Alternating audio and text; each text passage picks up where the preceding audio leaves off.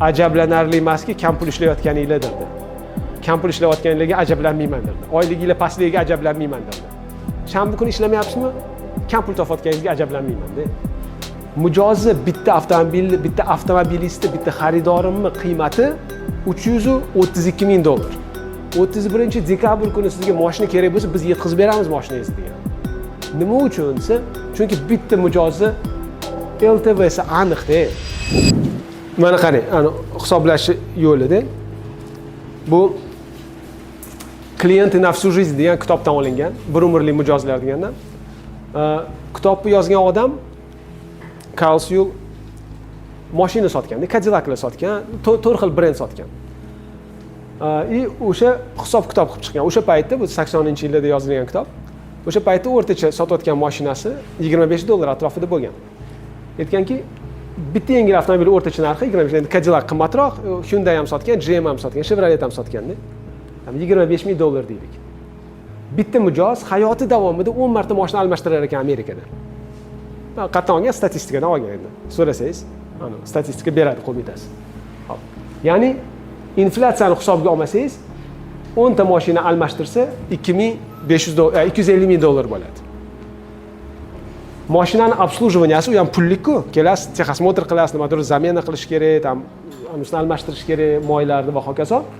Mashinani qiymatini 33% ga teng ekan Amerikada. Ya'ni bu ma'mundan yana $82,000. Ikkalasini qo'shib chiqsangiz $332,000. Endi aytadi. Mijozi bitta avtomobilisti, bitta xaridorimni qiymati $332,000. Nimaga kerak desa, tushunasizda, mijozga nima qilib bera olasiz, nima qilib bera olmaysiz. Shunaqa holatlarni aytib beradi. Mijozim deydi, bitta mijozimiz bo'lardi. Yarim yil Texasda yashardi, amerikalik, yarim yil Fransiyada yashardi.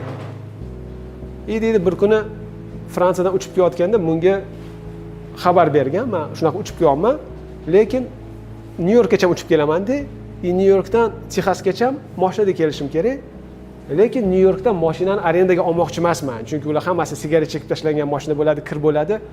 Menga bironta mashina qilib bera olasizmi desa, bu odam nima qiladi? Orasi tinmasdan skorostiga rioya qilib yursangiz, 23 soatlik yo'lga bitta Cadillac'ni jo'natadi voditelyi bilan.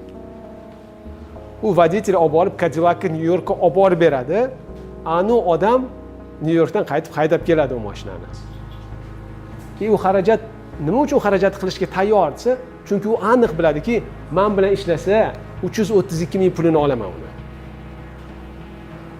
O'shaning uchun ular nima qilgan? Mana men hayron qolaman, bir xil servisli kompaniyalarchi shanba-yakshanba ishlamaydi. Misol uchun, lekin aksariyat odam faqat shanba-yakshanba kuni u yoqqa bora oladi. Misol uchun, poliklinikaga shanba-yakshanba kuni bora olasiz. Ishingiz bo'lmagan paytda. Lekin ular ishlamaydi. Lekin misol uchun kechqurun ishlamaydi. Bitta do'stim bo'lardi, irlandiyalik. Mana shunaqa holatlarni ko'rsa yoki birov yomon servis ko'rsatsa, jahl-pahl qilib o'tirmasdan, urushib o'tirmasdan aytardi, ajablanarli emaski, kam pul ishlayotganinglar derdi. Kam pul ishlayotganinglarga ajablanmayman derdi. Oyliginglar pastligiga ajablanmayman derdi.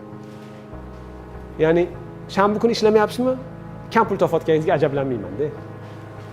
Bu nima qilgan? Hech kim shanba-yakshanba kuni ishlamagan. Hamma soat 9 dan 6 gacha ishlagan.